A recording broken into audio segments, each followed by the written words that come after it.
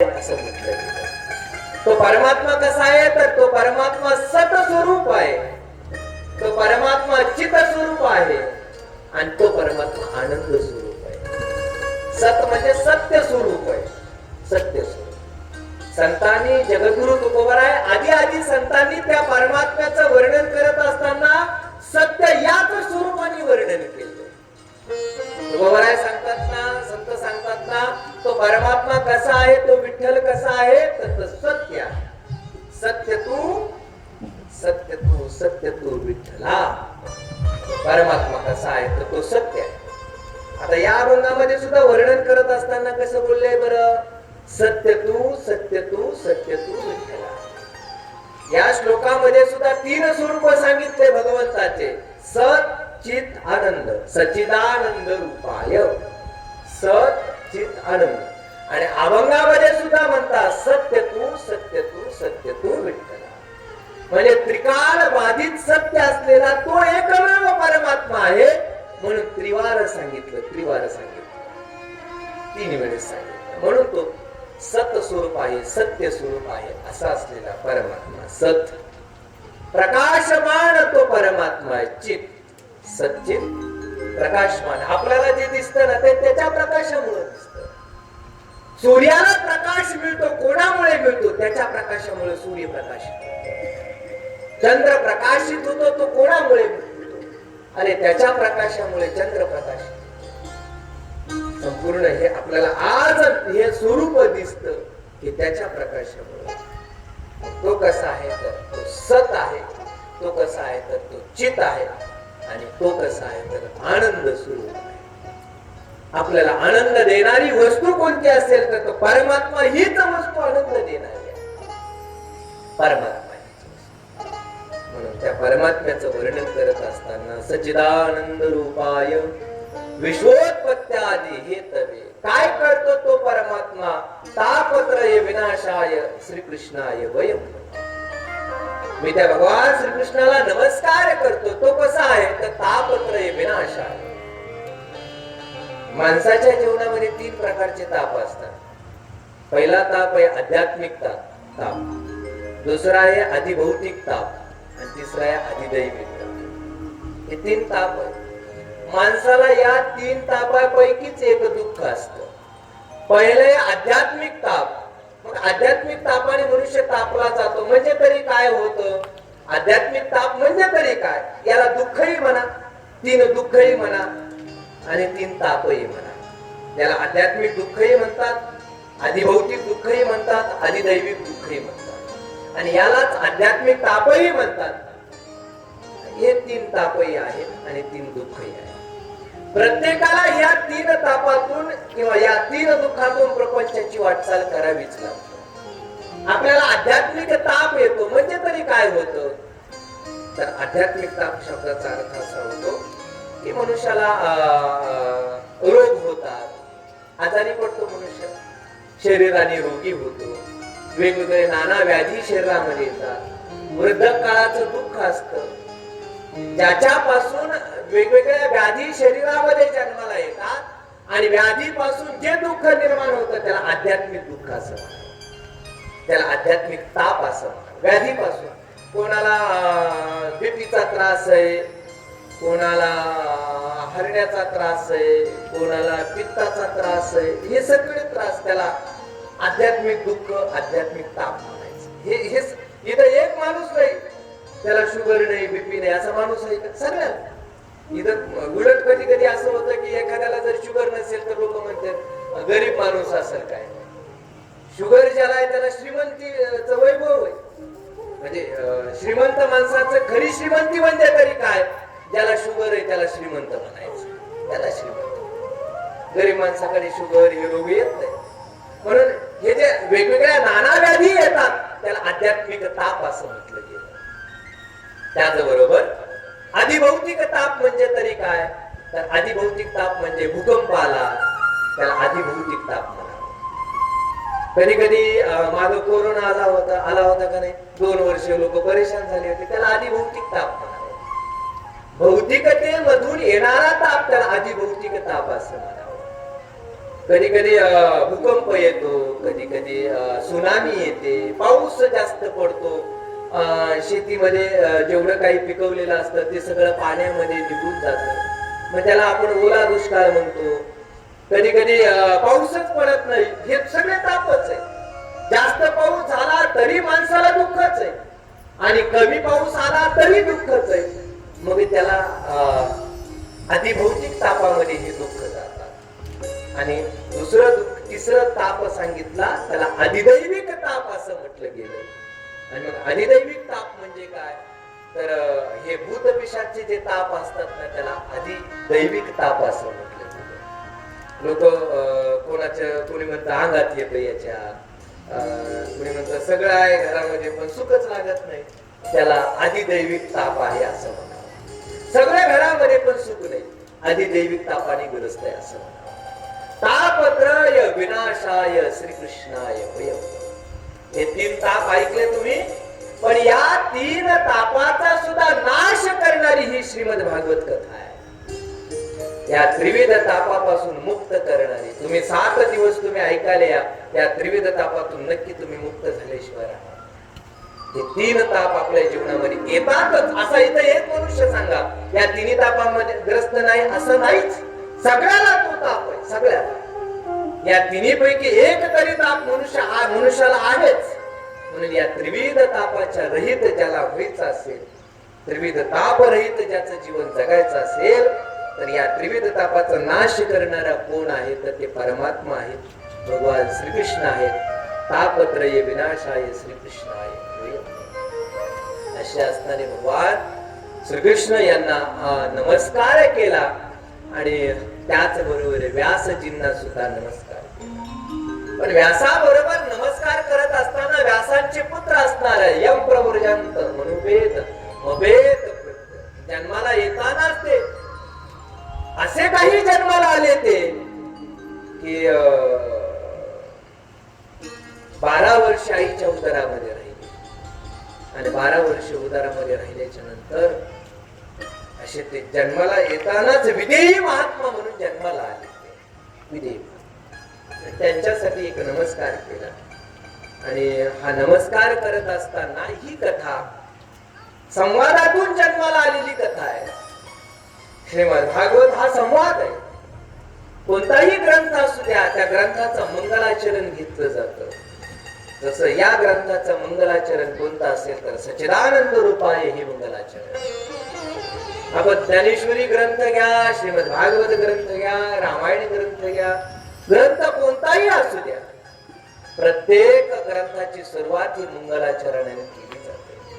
ज्ञानेश्वरीची सुरुवात करत असताना ओम नमो ज्या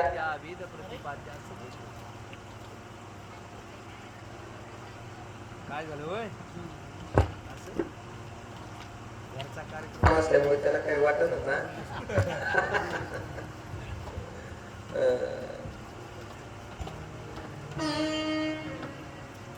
ज्ञानेश्वरीची मंगलाचरण घेत असताना सुद्धा त्यानंतर ओम या शब्दाने सुरुवात केली. ओम नमोजी आद्या वेद प्रतिपाद्य जय जय स्वसंविद्या आत्मरूपा.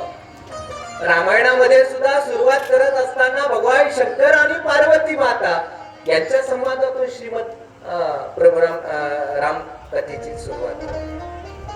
ज्ञानेश्वरीची सुरुवात करत असताना सुद्धा ज्ञानेश्वरी मध्ये भगवान शंकर आणि पार्वती माता यांचा संवाद आहे. ते हर म्हणे नेहमी जे देवी जैसे का स्वरूप तुझे तैसे नित्य नूतन देखीचे गीता तर. गीतेचा प्रारंभ करत असताना सुद्धा भगवान शंकर आणि पार्वती माता यांचा संवाद आहे. तसं श्रीमद भागवत कथेची सुरुवात करत असताना सुद्धा संवाद आहे, आणि याच संवादातून भागवत कथेची सुरुवात आहे.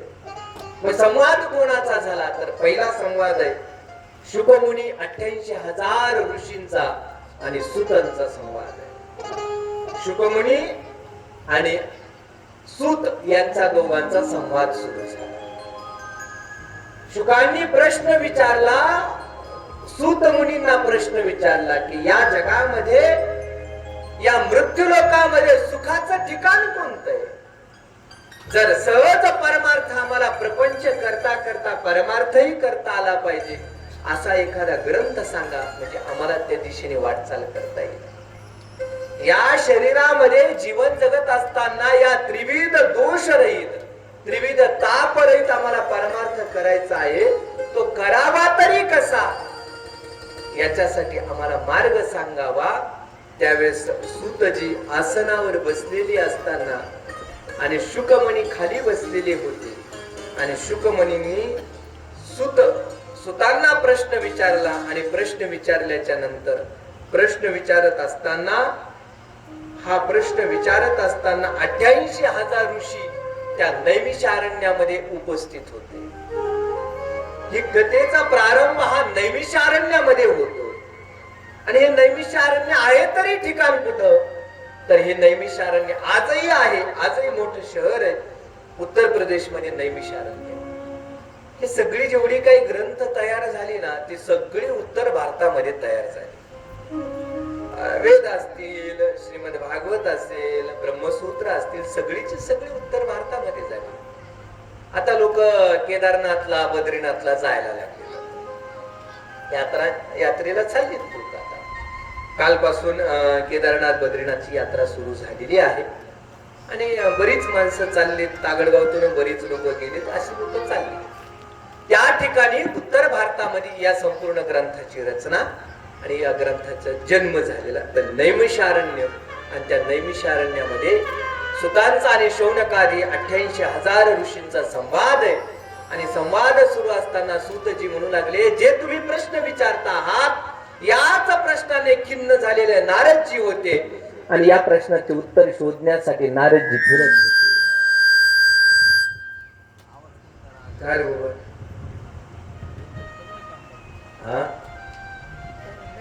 मला आवाज व्यवस्थित येईना.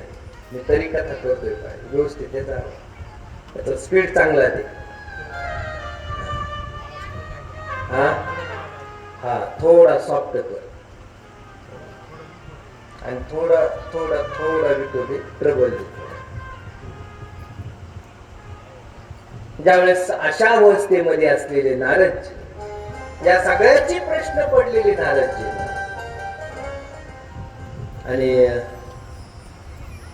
सनकादिक संत बद्रिकाश्रमामध्ये काहीतरी सत्संग करावा या उद्देशाने सनकादिक संत ही 4 भावंड सनत सनंदन सनातन आणि सनत कुमार 4 भावंड बद्रिकाश्रमामध्ये सत्संगाच्या हेतूने.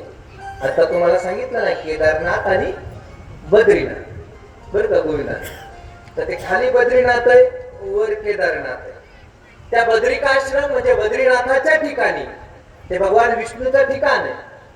त्या बद्रीनाथाच्या ठिकाणी बद्रिकाश्रमाच्या ठिकाणी सनकादिक संत 4 भावंड काहीतरी सत्संग करण्याच्या हेतून या उद्देशाने बद्रिकाश्रमामध्ये पोहोचले. आणि पोहोचलेली असताना नारदजी खिन्न अवस्थेमध्ये त्यांना दिसले. आणि नारदजी खिन्न अवस्थेमध्ये दिसलेली असताना नारदाच्या जवळ गेले. नारदजी का तुम्ही एवढे खिन्न आहात? चेहरा एवढा पडलेला आहे. तुम्ही विदेही महात्मे आहात. तिन्ही लोकांमध्ये जाण्यासाठी तुम्हाला कोणाची परवानगी घेण्याची गरज लागत नाही. असे असणारे तुम्ही नारदजी सदैव तुम्ही भगवंताच्या भजनामध्ये रममाण होणारे तुम्ही नारदजी भगवंताच्या भजनामध्ये आनंदी असणारे तुम्ही असे असणारे नारद आज तुम्ही असे खिन्न असे का दिसतात? तुम्ही बघा जसं एखादा लोभी मनुष्य असावा आणि त्या लोभ्याचं धन चोरी जावं.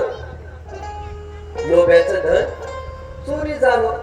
मग लोभ्याचं धन चोरी गेल्याच्या नंतर जसा तो खिन्न अवस्थेमध्ये जातो अशा पद्धतीने तुम्ही कसे असे खिन्न का आहात? असे खिन्न दिसतात. त्या लोभ्याप्रमाणे खिन्न दिसत आहात. कारण काय? त्यावेळेस नारदजींनी तो गोड उत्तर दिलं सनकादिक संतांना.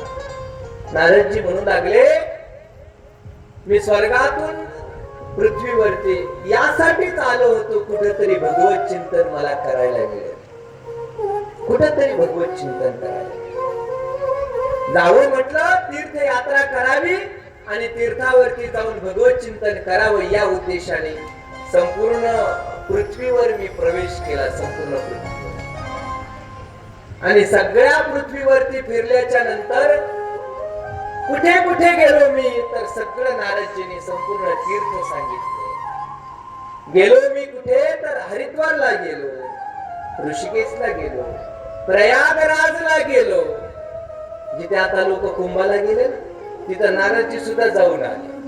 प्रयागराजला गेलो, गोदावरीच्या तटावर गेलो, रामेश्वरमला जाऊन आलो, सगळीकडे गेलो, परंतु मला कुठेही सत्संग आणि भगवंताचं चिंतन करणारे कोणी दिसले नाही. कोणीही भगवंताचं चिंतन करताना दिसले नाही.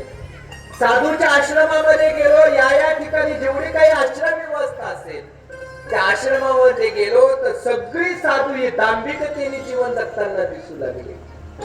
आश्रम व्यवस्थेमध्ये वेगवेगळ्या व्हरायटी यायला लागल्या. कोणी दवाखाना काढतंय, कोणी शाळा काढतंय, पण भगवत चिंतन काय करायला कोणी तयार होईना. असं नारदजी सनकादिक संतांना बोलू लागले. हे वेगवेगळे दिसायला लागलं, पण कोणताही आश्रम चालवणारा कोणताही महाराज सत्संग करताना दिसला नाही. मग मी संसारिकाकडे गेलो, जे प्रपंच करणारी माणसं असतील त्यांच्याकडे गेलो तर ते सुद्धा प्रपंचामध्ये गुरफटलेले दिसले. नारदजींनी तितकं गोड वर्णन केलेलं. नारदजी म्हणतात या प्रपंचाचा व्यवहार करतात ही संसारिक माणसं. प्रपंचाचा व्यवहार नारदजींनी सांगितलं की एखाद्या कुटुंबामध्ये गेल्याच्या नंतर असं दिसतं की नवीन एखादी सुनबाई घरामध्ये आली की लगेच ती घराचा कारभारच हातात घेते. सगळा कारभारच हातात घेते. आणि ज्या पोराबरोबर लग्न झालं ना तो पोरगा सगळं तिचं ऐकणारच असतो. नारदजीच्या मुखातला गोड श्लोक आहे, तरुणी प्रभुता गे शालको बुद्धिदायक. घरामध्ये गेल्याच्या नंतर पाहिलं तर मेवना सल्ला देणारा असतो त्यांना. घरात काही करायचं असेल तर मेवण्याला फोन करते, काय करायचं बाबा. ती बायको बी लगेच भावाला फोन करते, काय करायचं काय. हे नारदजी भागवत सांगे, हे तुमचं सांगतो असं नाही, भागवतातला विषय. तरुणी प्रभुता गे हे शालको बुद्धिदायक. पुढे पाहिल्याच्या नंतर इथे मुलींचा व्यवहार केला जातो, मुलींचा विक्रय केला जातो या प्रपंचामध्ये. या पिता सुद्धा मुलींचा विक्रय करायला लागले. हे नारदाचे शब्द आहे. मुलींचा विवाह करत असताना त्या मुलीचे वडील लग्न करायला मुलगी जर उभा करायची असेल तर तिच्या माध्यमातून त्या नवरदेवाला पैसे मागायला सुरुवात. पैसे मागायला सुरुवात. असे बऱ्याच घटना घडल्या की पोराने सुद्धा पैसे दिले मुलीच्या बापाला, त्या मुलीच्या बापाने पोरगीच दिली नाही. ती केली निघून. काय पोरी पैसे देऊन आणल्या, सोनं नाणं सगळं काही घेतलं, 2-3 दिवस राहिली आणि गेली ती निघून. सगळं कपाळ घेऊन गेली. हे नारदजी आपल्या या श्रीमद भागवतामध्ये कन्या विक्रय लोभात, कन्येचा विक्रय करायला लागले. कशा पायी तर लोभापायी. दंपती नाम कलह. 2 दाम्पत्यामध्ये नवरा बायको मध्ये कलह पाहायला मिळतो आपल्याला. कन्येचा विक्रय करायला सगळीकडे पाहायला मिळायला लागला. कुठे या पृथ्वीवर सत्संग दिसायला लागला. सगळ्या तीर्थावर जाऊन आलो पण कुठेही मला सत्संग दिसला नाही. मग मी विचार केला जिथे भगवान श्रीकृष्णाचं बालपण गेलं त्या ठिकाणी जावं, त्या वृंदावनामध्ये जावं. ज्या ठिकाणी भगवंताचं संपूर्ण बालपण गेलं त्या गोकुळामध्ये जावं, त्या वृंदावनामध्ये जावं. जिथे भक्तीचे दाखले दिले जातात त्या वृंदावनामध्ये जावं या उद्देशाने नारदजी वृंदावनामध्ये प्रवेश करतात. आणि प्रवेश केल्याच्या नंतर वृंदावनामध्ये प्रवेश करत असताना तिथे आपल्याला काहीतरी भक्ती मिळेल, तिथे काहीतरी आपल्याला सत्संग ऐकायला मिळेल. या उद्देशाने वृंदावनामध्ये प्रवेश केल्याबरोबर त्या यमुनेच्या काठावरती त्या वृंदावनामध्ये अत्यंत सुंदर देखणी तरुणी बसलेली, पण खिन्न अवस्थेमध्ये बसलेली, आणि तिच्या जवळ दोन म्हातारे पुरुष, तिच्या जवळ जर्जर झालेले म्हातारे तिच्या समोर दिसले. हे नारदाने दृश्य पाहिलं. हे संपूर्ण काय पाहिलं? नारदाने दृश्य पाहिलं. आणि लांबून नारदाने दृश्य पाहिल्याच्या नंतर जी तरुणी बसलेली होती आणि दोन जर्जर झालेले म्हातारे तिच्या समोर बसलेले, आणि ती रडत आहे, डोळ्यातून अश्रू वाहत आहे. त्या जर्जर झालेल्या म्हाताऱ्यांसाठी अश्रू वाहत आहे. असं नारदाने लांबून पाहिलं. आणि लांबून पाहिल्याने नारदाने पाहिलं, परंतु त्या तरुणीने नारदाला पाहिलं. आणि नारदजीला पाहिल्याच्या नंतर लांबून हाक मारली, भो भो साधू चरम तिष्ठ. साधू महाराज, थोडं एक मिनिट तरी थांबा माझ्यासाठी, क्षणम तिष्ठ, थोडस तरी उभा राहा. आणि तिने हाक मारली. नारदजी बोलू लागले, मला हाक मारली. आणि हाक मारल्याबरोबर मी तिच्या जवळ गेलो.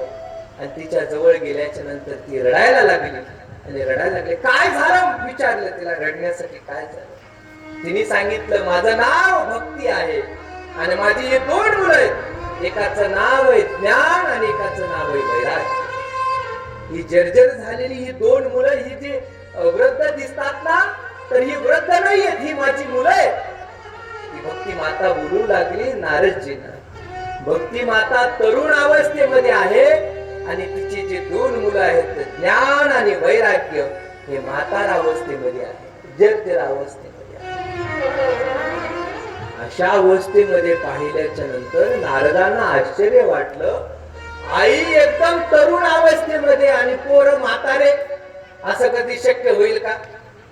असं होईल शक्य नाही ना होणार. आई एकदम तरुण आणि दोन मुलं, ते जन्माला आलेले दोन मुलं म्हातारे अवस्थेमध्ये, शक्य तर ते तिथं दिसलं. नारदजींना दिसलं, त्या वृंदावनामध्ये दिसलं. आणि दिसल्याच्या नंतर नारदजी, ती भक्ती माता नारदजी पुढे विनवणी करू लागली की यांना काहीतरी उपाय करा, यांना पुन्हा चेतना द्या, यांना संजीवनी द्या, यांना काहीतरी शक्ती मिळावी. ही जर्जर झालेली म्हातारी माझी दोन मुलं आहेत, यांच्यामध्ये काहीतरी त्राण येऊ द्या, यांना काहीतरी शक्ती येऊ द्या, काहीतरी उपाय करा. काय करावं म्हटले, औषध दिले, सगळे वेगवेगळे औषधे दिले, औषधाचा उपयोग झाला. काय करावं? 4 वेदाचं औषध दिलं तरी उपयोग झाला नाही. उपनिषद सुद्धा ऐकायला दिले, श्रीमद भगवद्गीतेचं पठण केलं नारदाने त्यांच्या पुढे, तरी त्यांच्यामध्ये थोडं काहीतरी शक्ती आली आणि डोळे उघडून पाहिलं आणि पुन्हा मूर्छित अवस्थेमध्ये पडले. कोण कोण? ज्ञान आणि वैराग्य. कोणाची मुलं आहेत ही भक्ती मातेची मुलं आहेत. जर्जर झालेली ही ज्ञान आणि वैराग्य, ही भक्ती माता. त्या भक्ती मातेचा जन्म झाला तो कुठे जन्म झाला?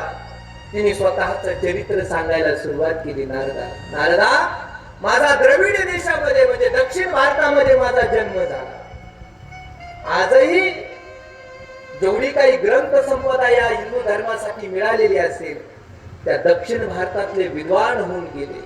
आद्य गुरु शंकराचार्य असतील, निंबार्काचार्य असतील, रामानुजाचार्य असतील, ही सगळी विद्वान मंडळी दक्षिण भारतामध्ये, कर्नाटक असेल, आंध्र प्रदेश असेल, तमिळनाडू असेल, या भागामध्ये ही सगळी, केरळ असेल, या राज्यामध्ये ही सगळी विद्वान मंडळी जन्माला आली. ती भक्ती माता म्हणू लागली, माझा जन्म झाला तरी कुठे? तर द्रविड देशामध्ये, दक्षिण भारतामध्ये माझा जन्म झाला. आणि माझा जन्म तिथे झाल्याच्या नंतर मग मी हळूहळू वाढायला लागले. तर कुठे कुठे वाढले? तर कर्नाटक मध्ये मी वाढले आणि थोडी थोडी महाराष्ट्रामध्ये माझं जरा कौतुक झालं, पंढरपूर, आळंदी या ठिकाणी.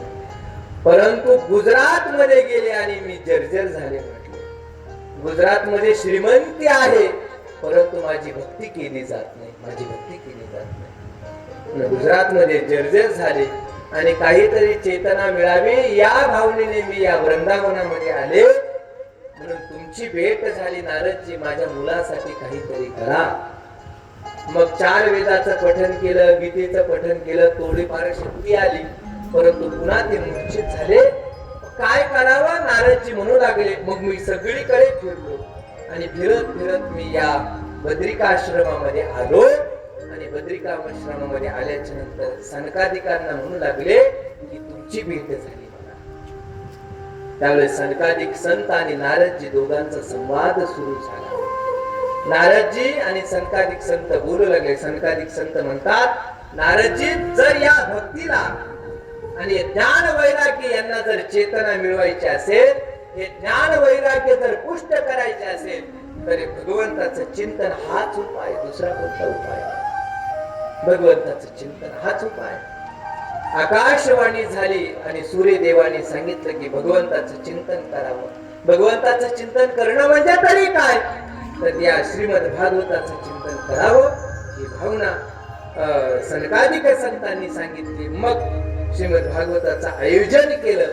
हरिद्वार या ठिकाणी आयोजनाची सुरुवात केली आणि मग श्रीमद भागवताचं आयोजन झालं. सनकादिक संत सांगू लागले आणि त्या सनकादिक संतांनी सांगायला सुरुवात केल्याच्या नंतर तिथेच भक्ती माता प्रगट झाली. आपल्या 2 जर्जर मुलांना घेऊन आली आणि जर्जर मुलांना घेऊन आल्याच्या नंतर संपूर्ण श्रीमद भागवत कथा 7 दिवसाची कथा ऐकली आणि ऐकल्याच्या नंतर ज्ञान आणि वैराग्य हे सुद्धा पुष्ट झाले. म्हणजे याचा अर्थ काय होतो? केवळ या भागवतामध्ये भक्ती आहे असं समजू नका. या भागवत ग्रंथामध्ये ज्ञान आणि वैराग्य सुद्धा. केवळ भक्तीच मिळते असं नाही, भक्तीची दिशा देणारा ग्रंथ असं नाही, तर ज्ञान वैराग्याला पुष्ट करणारा सुद्धा तो ग्रंथ आहे. म्हणून या ग्रंथाचं ज्यानं श्रवण केलं त्यांची सगळी दुःख नाहीशी झाले असं नारदजींना सनकादिक संत सांगू लागले. त्यावेळेस नारदजींनी प्रश्न विचारला सनकादिक संतांना, सांगा बरे म्हणले नारदजी, असं कोण आहे की त्या दुःखातून, या संपूर्ण दुःखातून त्याला संपूर्ण दुःख ज्याचं नाहीसं झालं असा कोण आहे? असा कोण? सनकादिक संतांना प्रश्न विचारल्याच्या नंतर गोड उत्तर देऊ लागले सनकादिक संत. अरे ज्याच्यासाठी हे श्रीमद भागवत कथेचं आयोजन केलं होतं त्या राजा परीक्षितला शाप मिळाला होता की 7 दिवसामध्ये तुझा मृत्यू होईल. 7 दिवसात त्या राजा परीक्षित एक दिवशी जंगलामध्ये गेल्याच्या नंतर त्याला शुंभ ऋषीने शाप दिला आणि 7 दिवसामध्ये मृत्यू होईल असं सांगितलं. 7 दिवसामध्ये त्या राजा परीक्षितीचा सुद्धा उद्धार झाला. केवळ राजा परीक्षित हा राजा आहे, मनुष्य आहे, त्याचाच उद्धार होतो का? तर नाही. अरे पिशाच योनीला गेलेला त्याचा सुद्धा उद्धार होऊ शकतो.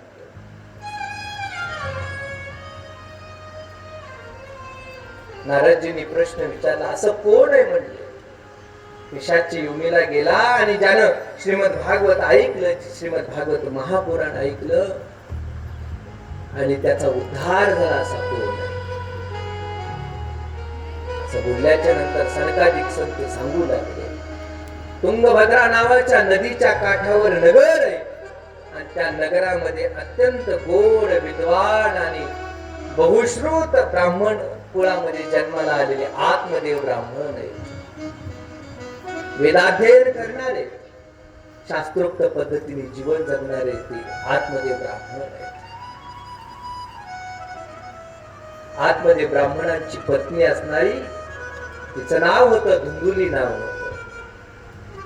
त्यांचं नाव आहे आत्मदेव, पत्नीचं नाव आहे धुंदुली. आणि तुंगभद्रा नदीच्या काठावरती नगर आहे. खरं सांगू तुम्हाला, ही श्रीमद भागवतातली ही जी नावं असतात ना, ही खरं आध्यात्मिक नावं आहेत. केवळ ऐकायची आणि सोडून द्यायची नावं आहेत असं समजू नका. भागवत ग्रंथ केवळ बाहेरच चालू आहे असं समजू नका. श्रीमद भागवत ग्रंथ आपण स्वतः जगत आहोत, आपल्या शरीरामध्येच आहे. तुंगभद्रा नदी म्हणजे हे शरीरच आहे. शरीरालाच नाव दिले जातात. शास्त्रामध्ये शरीराचं नाव आहे तनू. शरीराचं नाव काय? तनू. तनू म्हणजे शरीर. तुंगभद्रा या शरीराचं नाव आहे. या शरीरामध्ये राहणारा कोण आहे? तर प्रत्येकाच्या शरीरामध्ये राहणारा तो आत्मदेवच आहे. इथं एक मनुष्य नाही त्याच्या अंतःकरणामध्ये परमात्मा राहत नाही, तो जीवात्मा राहत नाही. जर जीवात्मा नसेल तर इथं आपण ऐकूही शकत नाही. आपल्याला भागवतही ऐकायला मिळणार नाही, आपल्याला शिव्याही ऐकायला मिळणार नाही. आपल्या शरीरामध्ये जीवात्मा आहे म्हणून या सगळ्या घटना घडत राहतात. या सगळ्या घटना घडत राहतात. तुंगभद्रा हे शरीर आहे. आत्मदेव हा शरीरामध्ये राहणारा आत्मदेव. त्याची पत्नी कोण आहे? तर त्याच्या पत्नीचं नाव आहे धुंदुली. या शरीरामध्ये राहणारा तो आत्मदेव, याची सुद्धा एक पत्नी, तिचं नाव आहे बुद्धी. तिचंच नाव धुंदुली. तिला स्पष्ट काही दिसत नाही. त्या बुद्धीला आंदूक आंदूक दिसत म्हणून तिला धुंदुली असं म्हटलं गेलं. बुद्धीने कधीच आपल्याला स्पष्ट दिसलं नाहीये. आणि जर आपल्याला जर योग्य वेळेमध्ये जर बुद्धीने जर स्पष्ट दाखवलं असतं तरी आपण योग्य निर्णय घेतला असता. परमार्थामध्ये असू द्या नाही तर प्रपंचामध्ये असू द्या, दोन्ही गोष्टी. योग्य वयामध्ये ती बुद्धी कधीही योग्य दाखवत नाही. म्हणूनच तिचं नाव आहे धुंदुली. आत्मदेव ब्राह्मण अत्यंत श्रीमंत, अत्यंत ज्ञानी, अत्यंत विद्वान ब्राह्मण. सगळं सत्कार्य करत राहायचे. जेवढं काही घरामध्ये गावामध्ये जेवढं काही सत्कार्य घडेल तेवढं आत्मदेव ब्राह्मणाने सत्कार्य करत राहावं. एवढी श्रीमंती असताना सुद्धा एक दुःख होत. एक बाजू रिकामी होती की घरामध्ये पुत्र नाहीये, घरामध्ये लेकरू बाळ काय ना मुलगा जन्माला आला घरामध्ये, ना मुलगी जन्माला. ही सगळी संपत्ती आहे पण संपत्तीला वारस कोण याचं दुःख आहे. ते आत्मदेव अत्यंत दुःखी. घरामध्ये अपत्य जन्माला यावं यासाठी रोज दान धर्म करायचा. जेवढी संपत्ती होती त्यापैकी कैक पटीने संपत्तीने त्याने दान करून टाकली. मिळालेल्या कमवलेल्या संपत्तीचा तिसरा हिस्सा त्यानं दान केला होता. एकच हिस्सा राहिला होता त्याच्याकडे. विचार केला आपण कमवलेली संपत्ती तिसऱ्या हिस्स्याने दानावर चालली, परंतु घरामध्ये कोणतंही अपत्य जन्माला येत नाही. काय करावं आणि जगून तरी काय करावं? जर घरामध्ये जर पिंडदान करण्यासाठी जर अपत्य जन्माला येत नसेल तर आपल्याला मोक्ष मिळेल तरी कसा? म्हणून जगून तरी काय करावं? आत्महत्या करण्याच्या उद्देशाने जंगलामध्ये निघून गेला. आणि जंगलामध्ये निघून गेल्याच्या नंतर त्या आता आत्महत्याच करायची. आता जगण्यात अर्थ नाहीये या उद्देशाने जंगलामध्ये गेल्याच्या नंतर त्या तलावाच्या काठावरती जाऊन बसला आत्मदेव ब्राह्मण. आणि पाणी पिऊन बसल्याच्या नंतर विचार करू लागला आता आपण आत्महत्या करणारच आहोत. याच तलावामध्ये आपण आत्महत्या करू. या भावनेनं त्या तलावाच्या काठावरती बसलेला आणि त्याच वाटेने एक वाट सुरू एक साधू महाराज जात होते. आणि तलाव दिसल्याच्या नंतर पाणी पिण्याच्या हेतून त्या साधू महाराज त्या तलावाच्या काठावरती आले. आणि आल्याच्या नंतर खिन्न अवस्थेमध्ये आत्मदेव ब्राह्मण बसलेला दिसला. आणि साधू महाराज त्याच्या जवळ गेले. आणि जवळ गेल्याच्या नंतर त्यानं आत्मदेव ब्राह्मण आणि साधू महाराजांचं दर्शन घेतलं. आणि आता आत्महत्या करायचीच आहे आपल्याला, आता देह ठेवायचाच आहे. एकदा साधू महाराजांचं दर्शन घेऊन मग आत्महत्या करू. साधू महाराजांचं दर्शन घेतलं आणि साधू महाराजांनी विचारलं काय झालं बाबा, कशासाठी तू इथं बसलास? एवढा खिन्न अवस्थेमध्ये आहे, काय दुःख आहे बाबा? साधू महाराज तुम्हाला सांगून काय उपयोग आहे म्हणले आमच्या प्रापंचिक लोकांचे दुःख. प्रापंचिक लोकांनी किती ब्रह्मचार्याला दुःख सांगितलेले काही उपयोग होत नाही. काही उपयोग होत नाही. कारण त्या दुःखातून हा कधी गेलेला नसतो, त्याला जाणीव नसते. फक्त हो हो म्हणत राहील, बरं होईल एवढं म्हणत राहील आणि थोडे झालेल्या दुःखावर मलमपट्टी लावण्याचं काम करत राहतात. त्या दुःखाचा अनुभव नाहीये काही. तुम्हाला दुःख सांगून काय काय दुःख आहे सांगा. एवढी मोठी संपत्ती आहे परंतु घरामध्ये एक आपत्य नाहीये. बाळ सुद्धा जन्माला आलं. अरे एक गाय पाळली, गायीची सेवा करावं, गोमातेची सेवा करावं, अरे तिच्या सुद्धा पोटी एखादं वासरू जन्माला आलं नाही. दारामध्ये आंब्याची झाडं लावली, झाडाला फळं येत नाहीये, कशासाठी तो म्हटलं. दारामध्ये फुलाची झाडं लावली, झाडाला फुलं सुद्धा येत नाही. फुलाच्या झाडाला जगावं तरी कशासाठी. या उद्देशाने आत्महत्या करण्यासाठी. साधू महाराजाला वाटलं की हा एवढा कळवळ्याने जंगलामध्ये आला, भगवंताच्या इच्छेने आला असेल असं साधू महाराजाला वाटलं. पण हा आला होता पुत्र प्राप्तीच्या इच्छेने, अपत्य प्राप्तीच्या इच्छेने. सांगा म्हणले साधू महाराज काय केलं. अरे कशासाठी, पुत्रासाठी, कशासाठी ते दुःख बाळगतोस बरं. धन संपत्ती पुत्र कोणी सुख देत नाही. भगवत चिंतनामध्ये आयुष्य घाल म्हटलं. कशाला पुत्र प्राप्तीसाठी शोक करतोस. जरी प्राप्त झाला पुत्र तरी तो दुःख देणार आहे, तरी दुःख देणार. कशासाठी शोक करतोस. मिळालेला मुलगा कोणता सुख देणार आहे. काही काही माणसं पोरग झालं की लगेच टेटसला ठेवते. आमच्या घरी पुत्र धन प्राप्त झालं, मुलगी झाली की टेटसला ठेवते. आमच्या घरी कन्यारत्न प्राप्त झालं, ते ठेवते माणसं. हौस असते आहे की नाही घरामध्ये टेटसला. इंगुरीकर महाराज सांगत असते झाल्या टेटसला नको ठेवू म्हणते. तुला त्याने हल्लं नाही एकदा हाताकडून काढलं का मग टेटसला ठेवू. हाय काही हिंमत तेवढी नाही. अरे कशासाठी प्रपंच. या पुत्र धन याच्यासाठी नको बाबा. तिथे गुरु तुकोबारा असतील, साधू संत असतील, या सगळ्या संतांनी सांगितलंय खरं भाग्य कशामध्ये आहे तर धनपुत्र दारामध्ये नाही. निकटवास बरा संत भाग्य याच्यामध्येच. धन पुत्र दारा हे प्राप्त करण्यासाठी खरं भाग्य नाहीये. संतांचे चरण आत्मसात करणं, भगवत चरण आत्मसात करणं याच्यात खरं भाग्य. त्या साधू महाराज समजून सांगत होते आत्मदेव ब्राह्मणाला, पण ऐकण्याच्या मनस्थितीमध्ये नव्हता. काही करा मला पुत्र प्राप्त झाला पाहिजे याच्यासाठी साधू महाराजांनी पाहिलं त्याचा नकशे खान तर त्याला निहाळलं साधू महाराजांनी. आणि निहाळल्याच्या नंतर साधू महाराज म्हटले तुला या जन्मात नाही 7 जन्मात तुझ्या घरामध्ये पुत्र जन्माला येणार नाही. तुला याच जन्मात नाही 7 जन्मापर्यंत पुत्र नाही. रडायलाच लागला आत्मदेव.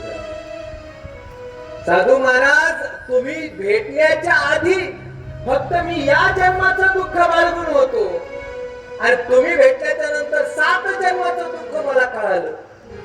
आणि 7 जन्मापर्यंत माझ्या घरामध्ये पुत्र धन प्राप्त होणार नाही. आमच्या घरामध्ये अपत्य जन्माला येणार नाही 7 जन्मापर्यंत. आणि मी फक्त एका जन्माचं दुःख बाळगत होतो. तुम्ही भेटल्याच्या नंतर मला 7 जन्माचं दुःख मिळालं. आम्ही असं ऐकलंय की संतांची भेट झाल्याच्या नंतर माणसाचे दुःख नाहीसे होतात. कितीही दुःख असलं तरी साधूची भेट झाल्याच्या नंतर दुःख नाहीसे होतात. परंतु तुमची भेट झाल्याच्या नंतर माझं दुःख नाहीस झालं नाही तर माझं दुःख 7 पटीने वाढलंय. म्हणजे 7 पटीने. आता आत्महत्या केल्याशिवाय पर्यायच नाही. गडबडा बोलू लागला आत्मदेव ब्राह्मण आणि गडबडा बोलू लागल्याच्या नंतर मी आता आत्महत्याच करणार. आता पहिलं मी आत्महत्या करण्यासाठी आलो होतो की 1 जन्मामध्ये मुलगा नाही, पण तुम्ही मला 7 जन्माचं सांगितलंय. आता मी तुमच्याच पायावर मारणार. जर मी मेलो किंवा मी आत्महत्या केली तर सगळं पातक हे तुमच्या माती पडणार नाही. आणि ब्राह्मण मेल्याच्या नंतर ब्राह्मणाच्या हत्या हे सगळ्यात मोठं पातक सांगितलं गेलं. सगळ्यात मोठं पातक. त्यांना वाटलं, साधू महाराजाला वाटलं, कशाला आलो असं उग विनाकारण वाट ओळून विनाकारण याला याच्या विचारण्यासाठी. कधी कधी वाटतं बरं का महाराज लोकांना, कशाला आलो असं बाबा वाट वळून कशाला आलो असं वाट. मी चाललो होतो रस्त्याने, विनाकारण याला विचारायला आलो, काय झालं बाबा, काही गरज आहे का, याने जर आत्महत्या केली तर त्याचं पाप आपल्या माथी पडत. साधू महाराजांनी मग आपल्या झोळीमध्ये हात घातला आणि झोळीमध्ये आलेला प्रसादाचा फळ त्या आतमध्ये ब्राह्मणाला देऊन टाकलं. आणि आतमध्ये ब्राह्मणाला दिल्याच्या नंतर त्याला सांगितलं, हे फळ तुझ्या पत्नीला खाऊ घाल आणि याच्यातून तुला पुत्र धन प्राप्त होईल, पुत्र रत्न प्राप्त होईल. इतका आनंद झाला, इतका आनंद झाला की तो हसत खेळत उड्या मारतच पत्नीपर्यंत आला आणि पत्नीला बोलू लागला, मुंगली, अरे जंगलामध्ये गेलो होतो आणि एक साधू महाराजांनी हे फळ दिलंय आणि हे फळ खा, तुला पुत्र प्राप्त होईल. माणसं बी असे असतात ना, सद्गुरु शास्त्री बाबा सांगत असतात, माणसं बी अशी असतात ना, साधू संतांनी जंगलामध्ये तपश्चर्या करावी आणि संसारिकाला वाटतं की त्यांच्या तपश्चर्याचं फळ आमच्यासाठी वापरावं. ही लोकांची वृत्ती असते, संसारिक माणसाची ती वृत्ती असते. यांनी तपश्चर्या करावी आणि त्या तपश्चर्याचं फळ आमच्यासाठी वापरावं. गुरु महाराज एक कथा सांगत असतात, राजा भर्तृहरीची कथा सांगत असतात. त्या राजा भर्तृहरीला सुद्धा अमर होण्याचा आंबा दिला होता आणि त्याने त्या पत्नीला दिला. आता त्या पत्नीने स्वतः खावा ना अमर होण्याचा आंबा, तिने त्या घोड्याचा खरारा करणारा त्याला दिला. बर त्याला खावा ना, त्याने त्या दासीला दिला, भांडे घासणाऱ्या बाईला.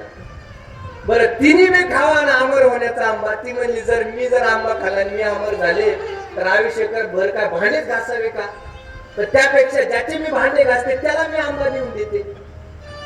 ती राजाचे भांडे घासत होती, ती राजाकडे घेऊन आली, ह्या आंबा अमर होण्याचा आंबा. मी म्हणला, ह्या अमर होण्याचा आंबा मी बायकोला दिलाय आणि या दासीच्या हातामध्ये आला तरी कसा. म्हणजे साधूने तपश्चर्या करावी आणि फळ आमच्या परपंचासाठी, आमच्या संसार मोठा होण्यासाठी फळ वापरावं, ही लोकांची वृत्ती असते. सध्या आतमध्ये ब्राह्मणाला दिलं त्या साधू महाराजांनी, त्या धुंदुरीला फळ दिला आतमध्ये ब्राह्मणाने आणि खा, तुला पुत्र रत्न प्राप्त होईल. त्या साधू महाराजांनी दिलेलं आहे बाबा. हे हातामध्ये घेतल्याच्या नंतर विचार करू लागली, जर मी हे फळ खाल्लं आणि मला जर पुत्र प्राप्त झाला तर कसं होईल, म्हणजे माझ्या जीवनाचं कसं होईल. ते विचार करत होती, फळ खावं का न खावं. बरं कोणत्या माणसाने दिलंय, खरंच तो साधू असेलच का, असा ते विचार करत. नावच तिचं काय होतं, धुंदुली होतं ना तिचं नाव. ते विचार करत होते तेवढे शेजारी नाली. काय झालं बाई, अशा टायमाला तेव्हा शेजारी येत. काय झालं म्हणली, काय झालं, आमच्या देवानी, आमच्या ब्राह्मणाने, आमच्या पतिराजांनी फळ दिले आणि फळ दिलंय आणि सांगितलंय की त्या साधू महाराजांनी दिले, हे फळ खाल्ल्याच्या नंतर तुला पुत्ररत्न प्राप्त होईल. जर मी खरंच हे फळ खाल्लं आणि खरंच मी गरोदर अवस्थेला गेले तर मी असं ऐकलंय की जिला गर्भधारणा झालेली असते त्या स्त्रीला पळता येत नाही म्हटले. ती चालू शकत नाही, पळू शकत नाही, घरातले काम करू शकत नाही. आणि जर घराला एखादी न कळत आग लागली तर मग मला पळून जाता येणार नाही, मग त्या आगीमध्ये भाजून मी मरून जाईल. म्हणजे असं कुठं होत असतं का रे, आग कुठं लागत असते का. खा म्हटली, पण शेजारी सांगू लागली, दिलंय म्हटली, तुझ्या पतीने दिलंय, साधू महाराजांनी दिलंय, नको का नको म्हटली. जर गर्भधारणा झाली, गरोदर अवस्थेमध्ये गेली तर मला घरातली कामं करता येणार नाही. ती शेजारी म्हणून लागली की नंदीला बोलव तुझ्या. नंदनबाईला बोलव. म्हणजे घरातली कामं सगळी करून लागले. नको नको म्हणले, तिचं नाव तर काढूच नको, तिथं एवढी छोटी आहे ती. मला जर काही काम करता येत नसेल, तिला जर घरामध्ये आणलं ना तर ती घरातले सगळा पसारा जेवढे काही चांगल्या चांगल्या वस्तू ती घेऊन जाते. तिला तर मी घरामध्ये येऊनच देणार नाही. आता ती महाचुट्टी म्हटली माझी मदत, महाचुट्टी नको म्हटली, तिलाही नको. काय करावं असा विचार करत होती. खा म्हणले, तुला खायचं असलं तर खा, नाही तर तसंच राहू. ती विचार करतच होती. आणि शेजारी निघून गेली आणि तिची सख्खी बहीण आली. मग कोणाची? त्या धुंगुलीची सख्खी बहीण आली.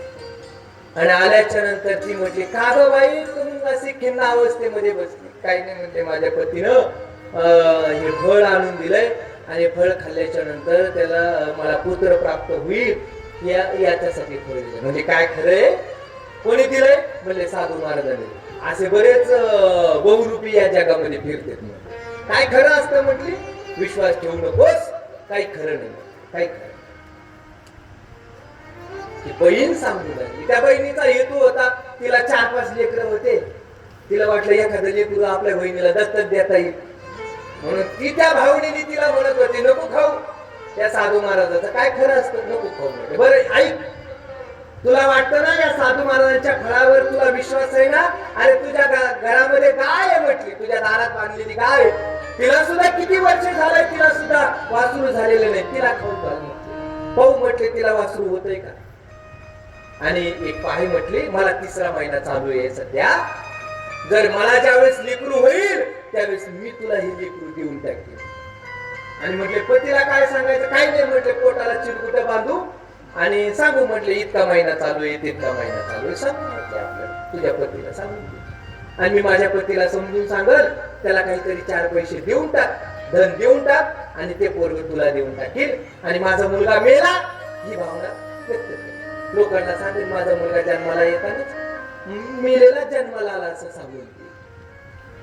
8-10 महिने गेले आणि 8-10 महिने गेल्याच्या नंतर धुंदुलीला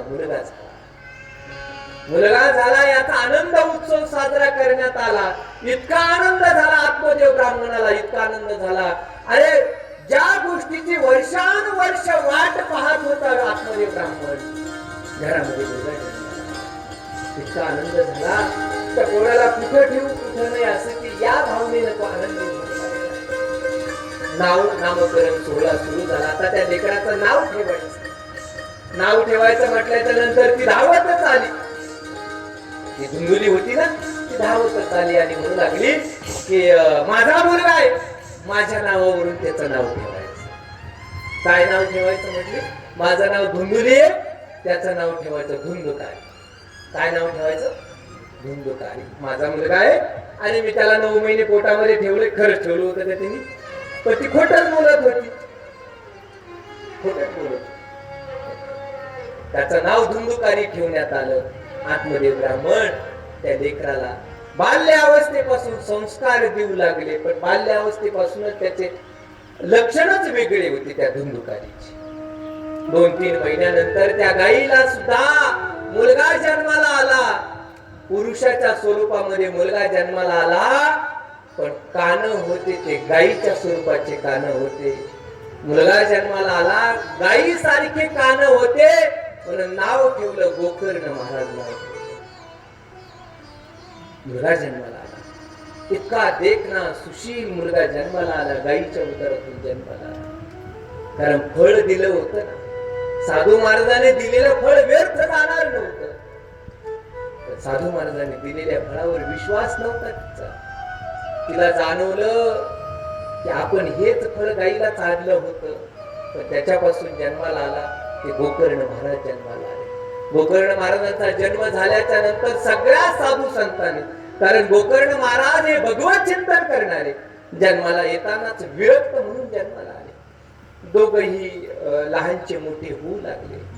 दोघांचे उपनयन संस्कार केले आत्मदेव ब्राह्मणाने. दोघही मुलं सारखी वाढू लागली. दोघांचीही गुणगौरव लोक ऐकू लागले. आणि बाल्य अवस्थेमध्ये संस्कार पूर्ण केल्याच्या नंतर दोघांची गुण वेगवेगळी दिसू लागली. धुंदकारी ज्यावेळेस तरुण अवस्थेमध्ये आला त्यावेळेस गावामध्ये डाका टाकणं, चोऱ्या करणं, व्यभिचार करणं, व्यसन करणं हे काम करू लागला. आणि गोकर्ण महाराज भगवत चिंतनामध्ये मग्न असायचे. आतमध्ये ब्राह्मणाच्या जवळ वेदशास्त्राचा अध्ययन करू लागले गोकर्ण महाराज. पण धुंदकारी जवळ कधी बसला नाही. बापाला सुद्धा नाही त्या शब्दाने बोलू लागला. आतमध्ये ब्राह्मण हताश होऊ लागले. अरे बाबा हे जन्माला आलं तरी कसं? अरे साधू महाराजांच्या प्रसादाने जन्माला आलं आणि असं कसं जन्माला आलं? आतमध्ये ब्राह्मण हताश होऊ लागले. पण गोकर्ण महाराजाकडे पाहिजे आणि प्रसन्न व्हायचे आतमध्ये. हळू दिवसामागून दिवस निघून जाऊ लागले. आतमध्ये ब्राह्मण व्रत अवस्थेमध्ये यायला लागले. आणि हा धुंदकारी तरुण अवस्थेमध्ये आला आणि वेगवेगळे त्याचं नाम उल्लेख होऊ लागला. जसं गोकर्ण महाराजांचा सुद्धा उल्लेख होऊ लागला तसं त्याचा धुंदकारीचा सुद्धा. पण गोकर्ण महाराजांचा गुणवर्णनाने उल्लेख होत होता आणि धुंदकारीचा निंदनीय वर्णन होत होतं. त्याची निंदा होऊ लागली. असे ते गोकर्ण महाराज आणि धुंदकारी असणारा तो दोघे भावंड. आणि एक दिवशी रोज आपल्या आईला रोज ते धुंदकारी काही ना काहीतरी पैसे मागणं असेल, धन मागणं असेल, बापाला त्रास देणं असेल, हे सगळ्या गोष्टी होऊ लागल्या. हताश झाले आत्मदेव ब्राह्मण आणि गोकर्ण महाराजांच्या जवळ येऊन उभा राहिले. अरे काय करावं? ऐकायलाच तयार नाही म्हटले. अरे मुलगा जन्माला यावा म्हणून मी सायास केली, तप केलं, एवढी 9 सायास केली, पण असा मुलगा जन्माला येईल असं वाटलं नाही. काय करावं? जवळ बोलावून गेला, आज घेतला आत्मदेव ब्राह्मणाला आणि सांगितलं, बाबा यामध्ये काही नाही, भगवत चिंतनामध्ये निघून जा, जंगलामध्ये जा आणि भगवत चिंतन करा. गोकर्णाला म्हणू लागले आत्मदेव ब्राह्मण, अरे ज्या ब्राह्मणाची, ज्या साधूची भेट झाली होती मला जंगलामध्ये, ते साधू महाराज सुद्धा याच शब्दाने बोलत होते की प्रपंचामध्ये काहीच सुख नाही बाबा, भगवत चिंतनामध्ये सुख, याच भाषेमध्ये ते बोलत होते. पण मी ऐकलं नाही, माझी मती कुठं गेली होती काय मी ऐकलं नाही.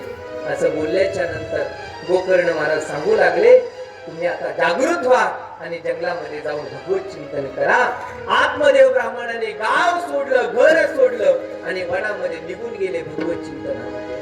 कृष्ण गोविंद गोविंद हे गोपाल नंदलाल, कृष्ण गोविंद गोविंद हे गोपाल नंदलाल, कृष्ण गोविंद गोविंद